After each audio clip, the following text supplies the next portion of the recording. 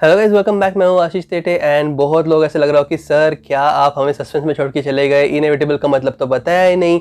तो ये इसलिए नहीं बताया दोस्तों, ताकि मैं चाहता था कि आप इसके बारे में थोड़ा सोचो, क्योंकि क्या हो जाता है जब वन वे कम्युनिकेशन होता है, यानी कि यहाँ पे अगर मैं अकेला ही बात करूँ और आपको समझा रहा हूँ तो आपके मन में डाउट्स आने के चांसेस बहुत ज़्यादा कम हो जाते हैं। क्योंकि किस तरह यहाँ पे जो आपको प्रेजेंटेशन दिखाया जा रहा है, फोटोज़ दिखाए जाते हैं, मैं यहाँ पे आपको आपके पूरे एंगल से मतलब समझाने की कोशिश करता हूँ। तो ऐसे ऐसे पे क्या होता है, आपका जो क्यूरियोसिटी होता है ना, वो कहीं ना कहीं थोड़ा सा आप लेस क्यूरियस हो जाते हो। क्योंकि सामने बंदा तो आप पूछ दो, अरे सर ये इसका मतलब ऐसा होता है क्या, या फिर सर यहाँ पे ऐसा भी हो सकता है क्या। मतलब ये जो आप चीज़ करते हो ना लाइव क्लासेस में, तो उसका कंपेंसेशन करके इस तरह से हमने यहाँ पे बनाया।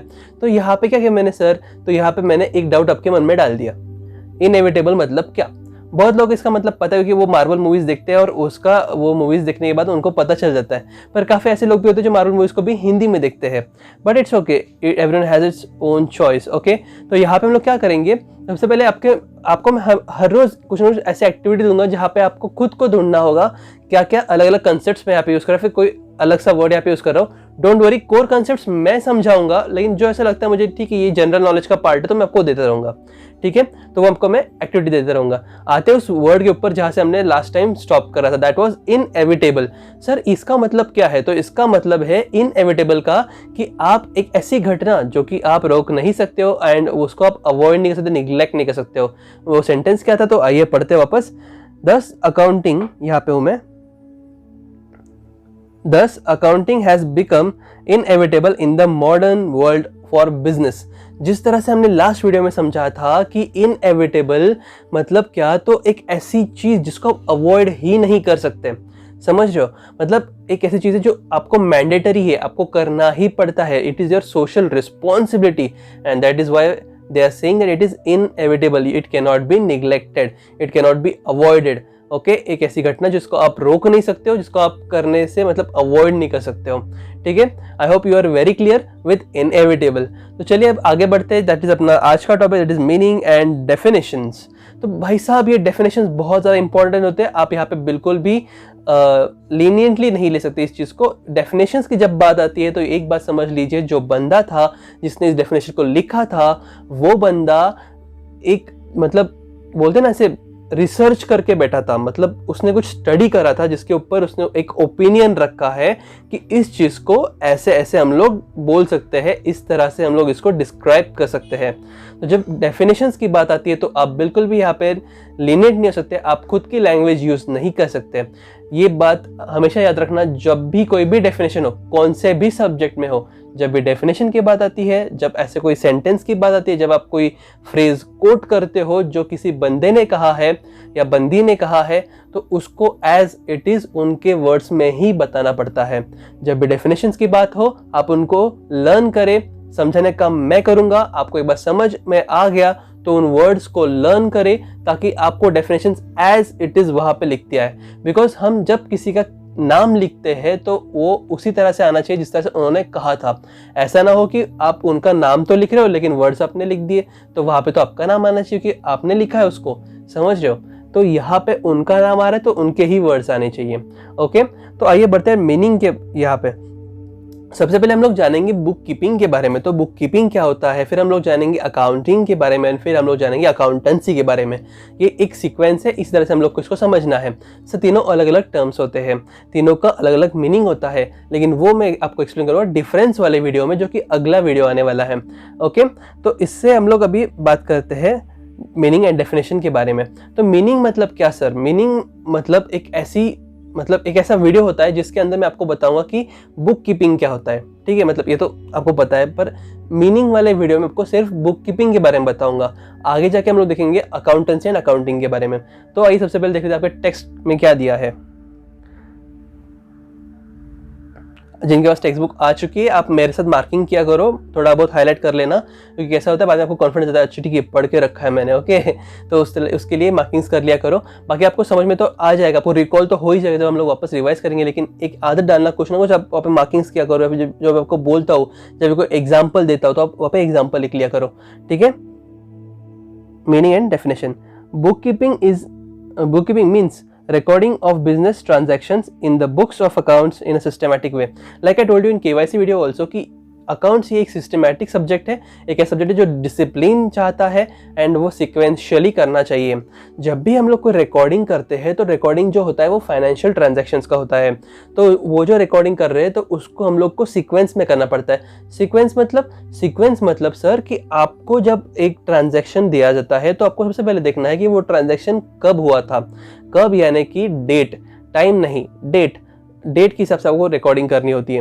लाइक सपोज 1 तारीख को, लाइक 1 अप्रैल को अगर कुछ चीज़ होती है तो आप उसको पहले रिकॉर्ड करोगे, सितंबर में कोई चीज़ तो उसको बाद में रिकॉर्ड करोगे, ऐसे सीक्वेंस वाइज जाना है आपको, डेट वाइज जाना है। एंड जब भी आप रिकॉर्डिंग करते हो तो वो एक पर्टिकुलर पीरियड के लिए होता है, it is bound by time. आपको सपोज 1 ईयर का रिकॉर्डिंग करना है तो आपको 1 ईयर का रिकॉर्डिंग ही करना है। You will not go and आज तक जितना हो सब मैं आज ही कर लेगा, आज ही सब रिकॉर्डिंग कर दूंगा, ऐसा नहीं चलेगा। ओके, और इसी साल में आपको करना है, आप साथ में करो पर उसको बाइफर्केट करो कि ऐसा ना हो कि आप आज एक कैश अकाउंट बना रहे हो एंड कैश अकाउंट के अंदर आपने आज तक हुई सारी की सारी चीज़ें डाल दी, नहीं, ऐसा नहीं करना। तो उसके अंदर बाइफर्केशन होना चाहिए। चल ठीक है, तो 5 साल के बना रहे हो तुम लोग, तो ठीक है 5 साल का बनाओ, लेकिन पहले साल का पहले बनाओ, फिर उसका बैलेंस कैरी करो, फिर दूसरे साल का बनाओ, फिर तीसरे साल का, ऐसा वो पार्ट वाइज जाना चाहिए। आप 1 बार अकाउंटिंग करो, 2 बार करो, इट इज़ योर चॉइस, पर जब भी करो it should be periodically, it should be systematically, it should be with discipline.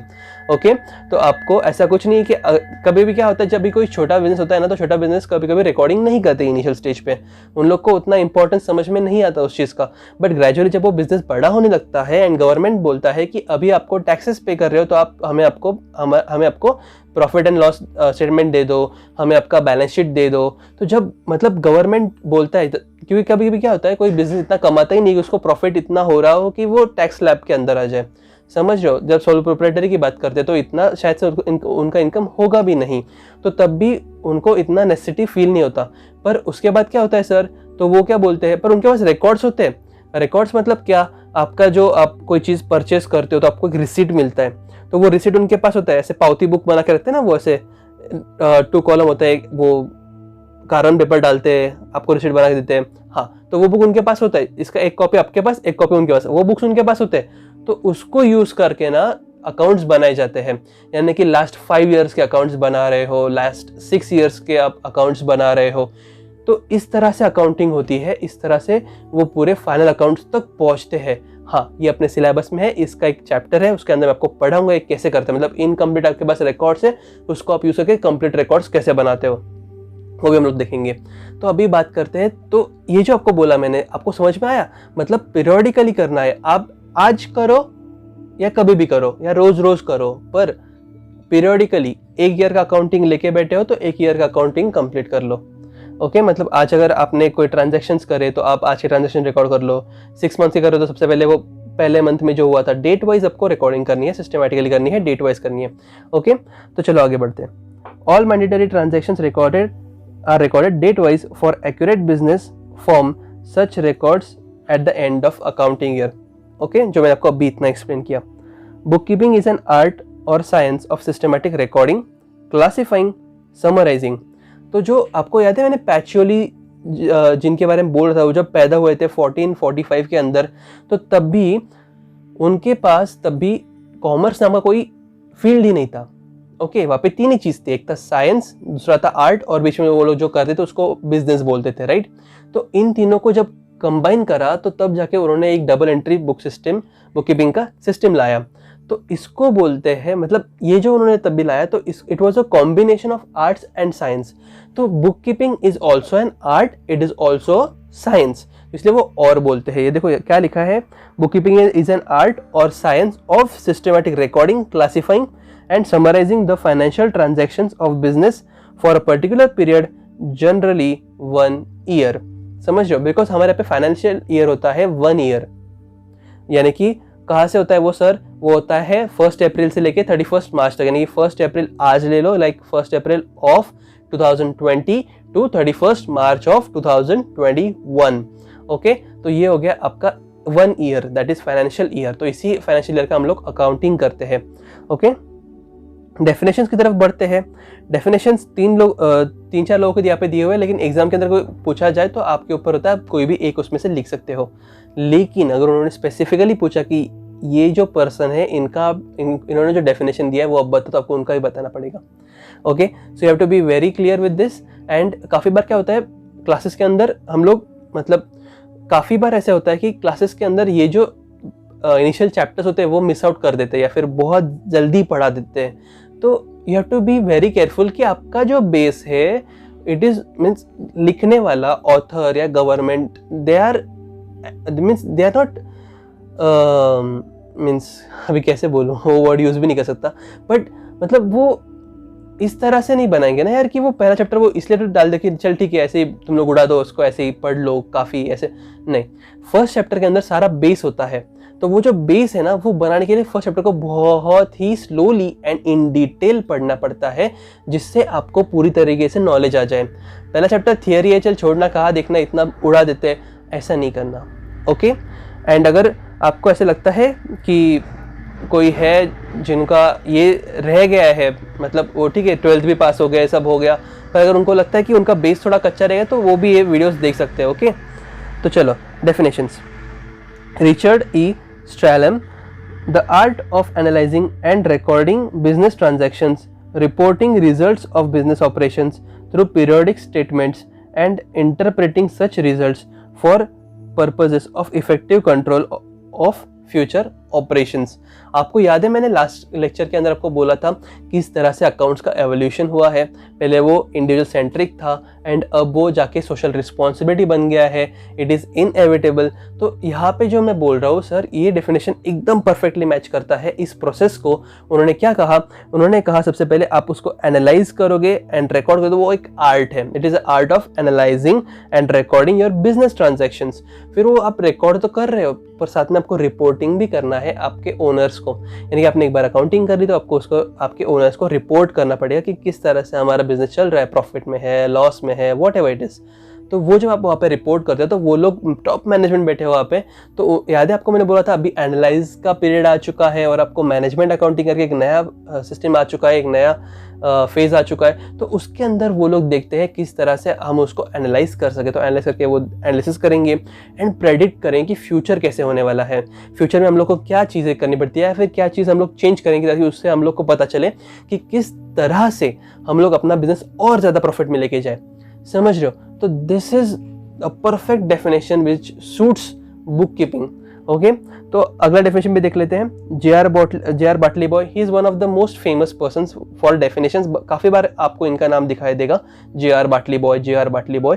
तो और इनके डेफिनेशन काफ़ी बार कोट करना आसान होता है बिकॉज छोटे से वर्ड्स, छोटे से सेंटेंस के अंदर वो काफ़ी अच्छी तरह से डिफाइन कर देते हैं अपना जो फ्रेज या फिर वर्ड है उसको बहुत अच्छे तरीके से वो डिफाइन कर देते हैं। तो वो यूजुअली एग्जाम्स के अंदर बहुत सारे बच्चे इन्हीं का डेफिनेशन लिख देते हैं, छोटा है, शॉर्ट है एंड नाम भी सिंपल है, जे.आर. बाटली बॉय।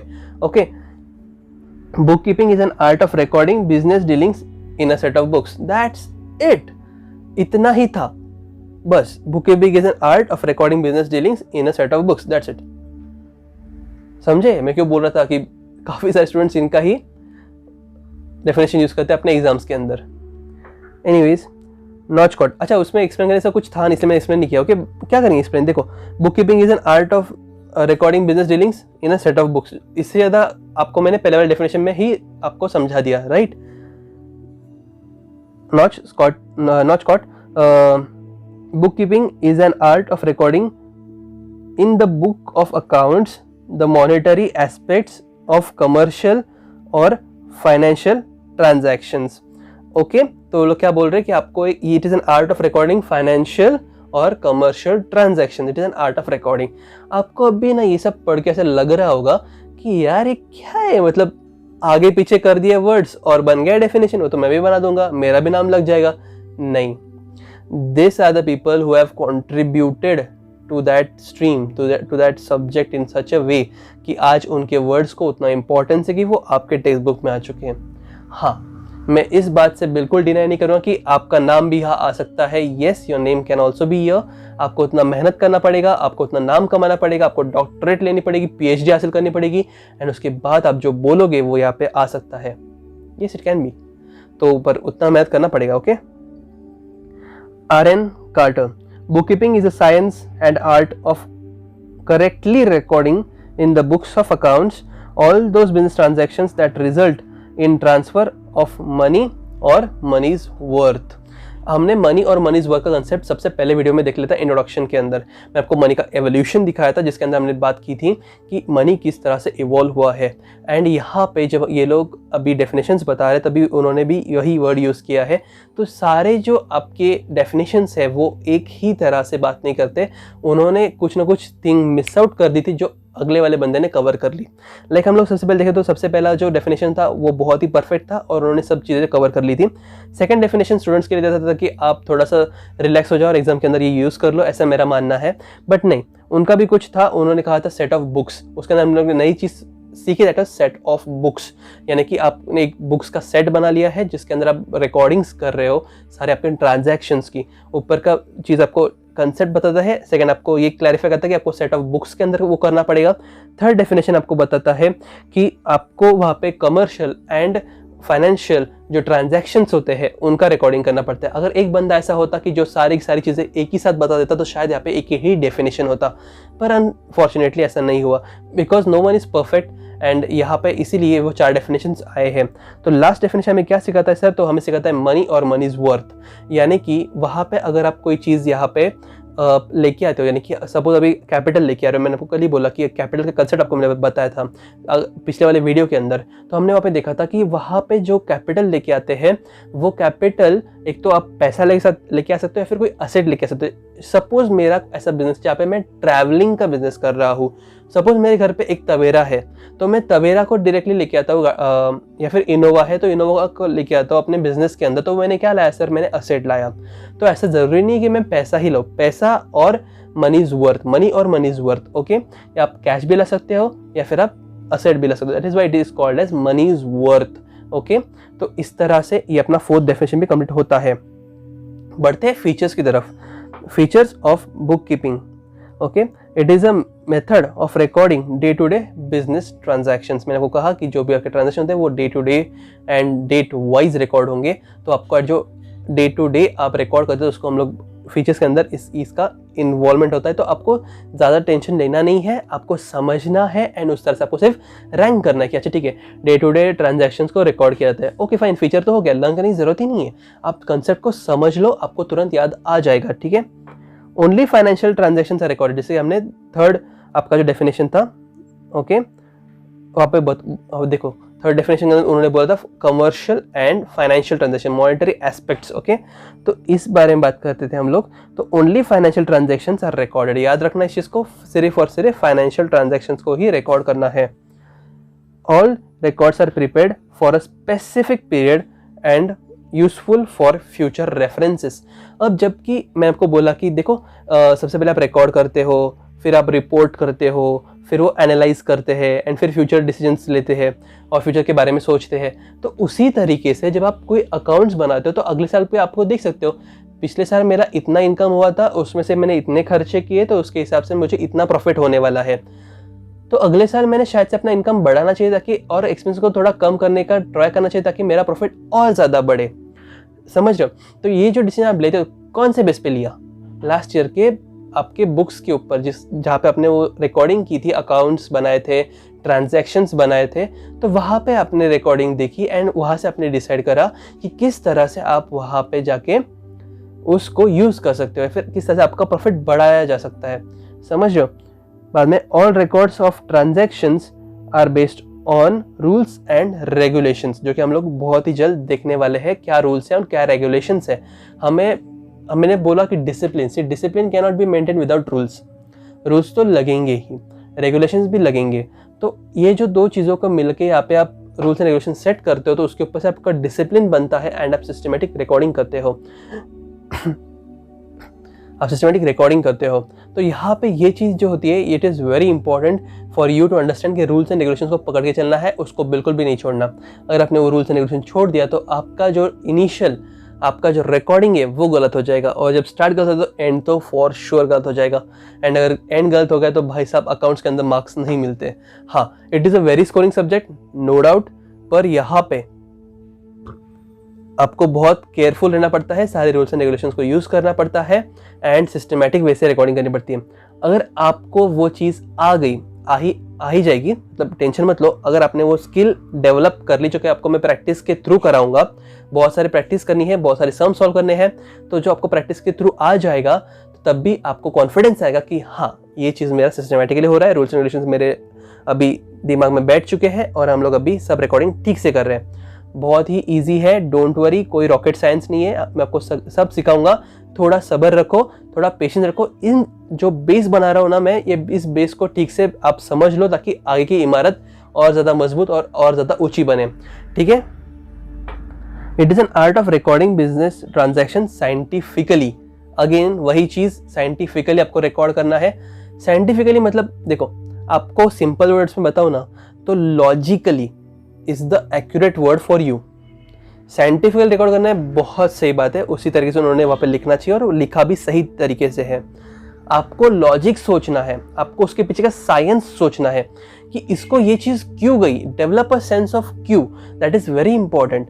आपने सोचना है कि क्यों इसको यहाँ पे ये जाना चाहिए, क्यों डेबिट जाना चाहिए, क्यों क्रेडिट जाना चाहिए, ये इस अकाउंट में क्यों जाना चाहिए, उस अकाउंट में क्यों जाना चाहिए।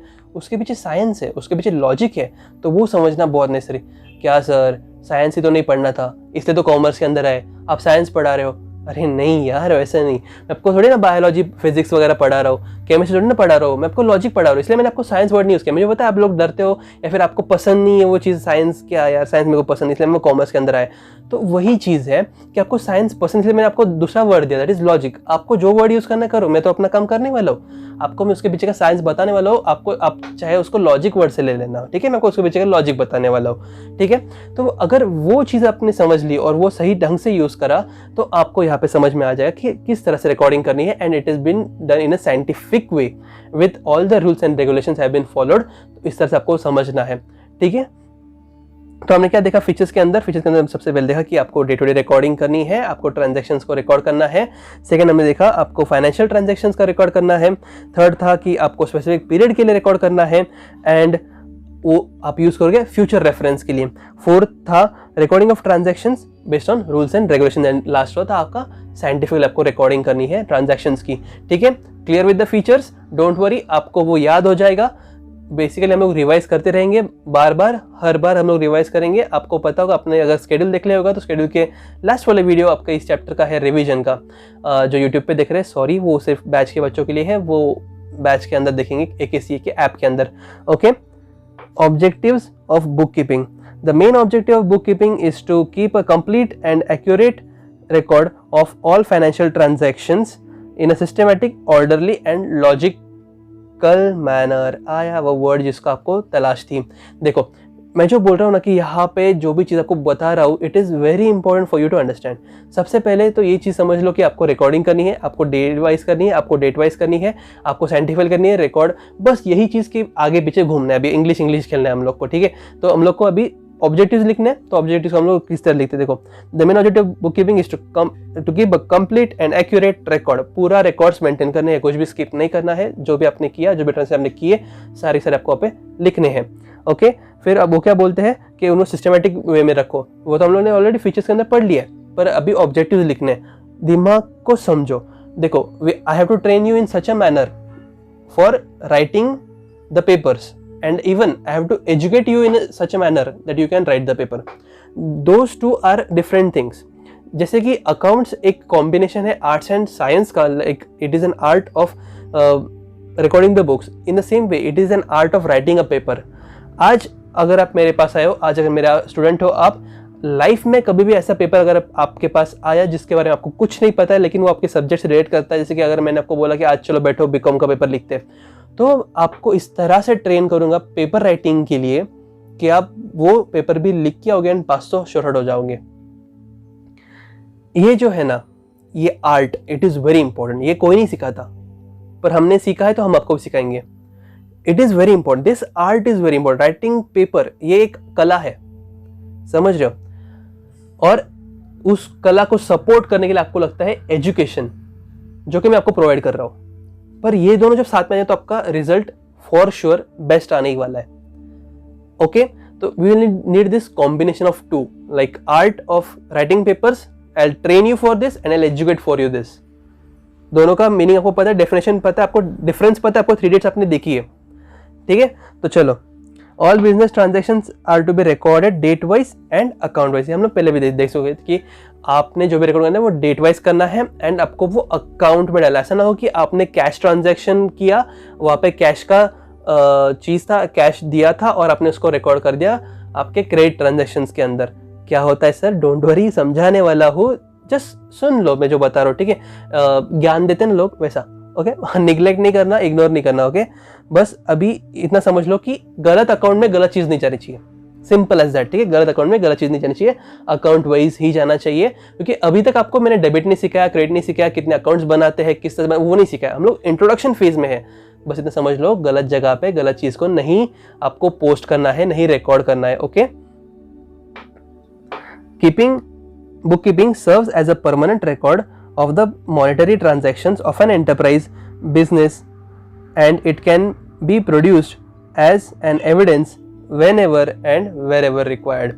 बुक कीपिंग आपका परमानेंट रिकॉर्ड होता है, यानी कि अगर इस बार आपने अकाउंट्स बना लिए तो ऐसा ना हो कि हाँ मैंने अकाउंट्स बना लिए, मैंने देख लिए, अब फेंक दे, मेरे को नहीं चाहिए वो, नहीं, आपको वो मेंटेन करना पड़ता है। वहाँ पे कुछ आपके रूल्स एंड रेगुलेशंस आते हैं, कुछ सालों तक आपको उसको रखना पड़ता है। एंड आजकल तो हम लोग कंप्यूटर में ही करते, तो कोई बड़ी बात नहीं, कोई जगह भी नहीं लगती रखने के लिए, वो तो कंप्यूटर के अंदर ही रहता है, ठीक है। तो आपको वो रिकॉर्ड करने के बाद आपको वो सेव करना पड़ता है, इसलिए हम लोग क्या बोलते हैं, it is a permanent record, हमेशा के लिए रहेगा वो चीज़। आपने एक बार रिकॉर्डिंग कर ली, वो हमेशा के लिए रहेगा। आपको बाद में देख सकते हो कि चल फिर ठीक है 10 साल पहले क्या हुआ था, एक बार देख, तो वहाँ पे कुछ ट्रांजेक्शन ये लोग आके बोल रहे कि हमने आपसे, कभी कभी क्या होता है कि आपके प्रोडक्ट की वारंटी होती है 5 साल की, राइट। तो कल आके कोई भी आके आपका प्रोडक्ट यहाँ पे लेके आएगा और बोलेगा कि सर मैंने आपसे 5 साल पहले ये खरीदा, 4 साल पहले खरीदा था, तो मुझे इसमें प्रॉब्लम है, आपका वारंटी पीरियड है, तो आप मुझे रिप्लेस करके दो। तो भाई 4 साल बाद किसको याद रहेगा कि हमने इसको सेल करा था, क्या किया था। तो यहाँ पे क्या आपके पास प्रूफ है, तो आपका रिकॉर्ड्स, वो तो बिल लेके आएगा, तो आपके पास भी तो रिकॉर्ड चाहिए। बिल तो डमी भी हो सकता है, फोटोशॉप तो बहुत लोग जानते हैं, वो लोग कर लेंगे फोटोशॉप और दिखा देंगे नहीं आपसे खरीदा था करके। तो आपके पास क्या रिकॉर्ड है, आपके पास मॉनिटर, जो ट्रांजैक्शंस आप रिकॉर्ड कर रहे हो ना, वो आपके पास रिकॉर्ड से आप आपके कंप्यूटर को ओपन करोगे, लैपटॉप को ओपन करोगे, चेक करोगे, अच्छा ठीक है, हाँ इन्होंने हमसे परचेज किया, ओके सर डोंट वरी, आपको प्रोडक्ट मिल जाएगा रिप्लेस करके, ओके। कैसे पता चला, परमानेंट रिकॉर्ड, बुक कीपिंग, आपने रिकॉर्ड करके रखा था इसलिए पता चला, समझ रहे हो। टू नो द प्रॉफिट और loss of the business during the financial year. आप जब कोई बुक्स बनाते हो तो उसका एक ही इंटेंशन नहीं होता है, तो बहुत सारे इंटेंशन होते हैं, उसमें से जो एक है दैट इज प्रॉफिट और लॉस, यानी आपको प्रॉफिट हुआ या लॉस हुआ ये आप समझ लेते हो। देखो कोई बिजनेस लॉस करता है यानी कि वो बुरा है, ऐसा नहीं होता है, ओके। एनालिसिस बहुत तरह के होते हैं। कोई भी कंपनी कोई दूसरी कंपनी को परचेस करती है तो यहाँ पे वो क्यों परचेस करती है, या फिर सेल करने वाला क्यों सेल करता है। कभी कभी वो कंपनी लॉस में तो फिर भी ये लोग परचेस करते हैं, क्यों, उन्हें तो नहीं लेनी चाहिए, बुरी कंपनी वो तो नहीं। अलग अलग एस्पेक्ट्स होते हैं जिसके ऊपर वो स्टडी करते हैं, वो नेक्स्ट लेवल है, आपको वहाँ पे लेके जाऊंगा मैं, ओके। पर रुको, टाइम चाहिए अपने पास, ठीक है। To know the total assets and liabilities of the enterprise, assets and liabilities पता होनी चाहिए। सर वो क्या होता है, पढ़ाऊंगा, वेट करो, ठीक है। असेट्स एंड लायबिलिटीज पता होनी चाहिए, इतना इसलिए हम लोग बनाते हैं बुक्स, ठीक है। To know what the businessman owes to others and what others owe to him, simple language में तुमने किसको उधार दिया है और तुमने किससे उधार लिया है, इतना पता होना चाहिए। इसी के लिए हम लोग बुक्स बनाते हैं। चाहे तो आप लिख देना साइड में कि हमने किससे उधार लिया है। सबसे पहले क्या है, ओज टू अदर्स, यानी कि हमने किससे उधार लिया है, ओज टू अदर, दूसरे को देना बाकी है। दूसरा क्या है, ओज टू हिम, लेना बाकी है, यानी कि उधार किसको दिया है। एंड सबसे पहले क्या, उधार किससे लिया है, समझ रहे हो। Businessman comes to know the current year's progress over previous year and compares it with the financial results with other business enterprise in similar line. ये बहुत इंपॉर्टेंट है, इसका बारे में हम लोग पहले भी डिस्कस कर चुके हैं, लेकिन यहाँ पे एक अलग पॉइंट है तो ध्यान देना। और लास्ट पॉइंट है इस वीडियो का, तो स्पेशली ध्यान देना क्योंकि खत्म हो रहा है, अभी नेक्स्ट वीडियो आने वाला है। तो यहाँ पे क्या है, तो यहाँ पे वो कह रहे हैं कि ये जो अपने ट्रांजैक्शंस किए, बुक्स बनाया, प्रॉफिट एंड लॉस देखा, लायबिलिटीज देखी, असेट्स देखा, सब चीज हो गया फाइनली, ओके फाइन, ठीक है। यूज कैसे करोगे इसको, आपको जो डिसीजंस लेने हैं उसके लिए यूज कैसे करोगे, सिंपल है। लास्ट ईयर मैंने कुछ बनाया था, लास्ट ईयर को हम लोग P&L बैलेंस शीट लेंगे, उसके अंदर देखेंगे कि किस तरह से क्या चेंजेस हुए हैं, कितना फर्क पड़ा है। तो उसके लिए हम लोग रेफर करते हैं। चल ठीक है, ये अपने लिए हो गया। और क्या यूज है? तो और यूज ऐसा है सर, सपोज आज मेरी बेकरी है, आपकी भी बेकरी है, हम लोग एक ही सिटी में ऑपरेट करते हैं, तो मैं ये जरूर कंपेयर करूंगा कि मेरा बेकरी आपके बेकरी से कितना अच्छा है या फिर कितना बुरा है। मुझे कंपेयर करना है, तो मेरे पास क्या है ऐसी चीज जो कंपेयर की जा सके? ऐसी कौन सी चीज है जहां पे आप भी same rules and regulations follow करते हो और मैं भी? It is your books of accounts. इसीलिए रूल्स एंड रेगुलेशंस है, सिस्टमैटिक वे से रिकॉर्ड करना है, और इसीलिए आपको बुक्स को उस तरह से मेंटेन करना है, क्योंकि आप जो यूज कर रहे हो रूल्स एंड रेगुलेशन सेम मैं यूज कर रहा हूँ। सेम वे से हम दोनों बुक्स मेंटेन करें ताकि आपको भी उसका फायदा हो, मुझे भी हो। जब भी कंपैरिजन की बात आए, तो जब सेम लेवल का कंपैरिजन हो तब मजा आता है, तब वो बात बनती है कि उसको कंपेयर किया जाए। एंड दैट इज व्हाई आप जो यूज कर रहे हो उसी तरीके से मैं यूज कर रहा हूँ रूल्स एंड रेगुलेशंस। तो मेरे बुक्स आप देख सकते हो, आपकी बुक्स मैं देख सकता हूँ, दोनों को अपने अपने बुक्स समझ में आ जाएंगे और हम लोग कंपेयर कर सकते हैं। गवर्नमेंट भी यही करता है, हर एक स्टेक होल्डर यही करता है। जब कोई इन्वेस्टर के पास दो बेकरीज दिख रही है, आपकी और मेरी बेकरी, तो इसके अंदर इन्वेस्ट करना है उसे, तो कहाँ इन्वेस्ट करेगा? तो हम हमारे बुक्स मंगाएगा। अच्छा ठीक है, इसका प्रॉफिट ज़्यादा अच्छा है, इसका थोड़ा कम है, लेकिन इसके लायबिलिटीज भी बहुत ज़्यादा है। नहीं, आपको मैं कंफ्यूज नहीं करूँगा, ठीक है? तो अभी आपको समझ में आ गया कि किस तरह से आपको बुक्स मेंटेन करने हैं एंड आपको एक दूसरे के बुक्स को यूज करके कंपेयर करते आता है। वो जो एग्जांपल मैंने छोड़ा है वो हम लोग कंटिन्यू करेंगे अगले वीडियोस के अंदर। तो याद रखना इस एग्जांपल को कि एक बंदा है जिसको दो बेकरीज के अंदर इन्वेस्ट करना है। ये ना मैं आपको ये सस्पेंस रख के जाऊंगा, हमेशा रख के जाऊंगा। It is needed. आपके अंदर क्यूरियोसिटी मारना नहीं चाहता मैं। I want it to be alive. Okay, तो चलो मिलते हैं अगले वीडियो में, जहाँ पे हम लोग बात करेंगे इंपॉर्टेंस ऑफ बुक कीपिंग के बारे में। Till then guys, take care, stay safe and bye bye. तेरी कितनी दर्द फुट जाती नहीं आवे।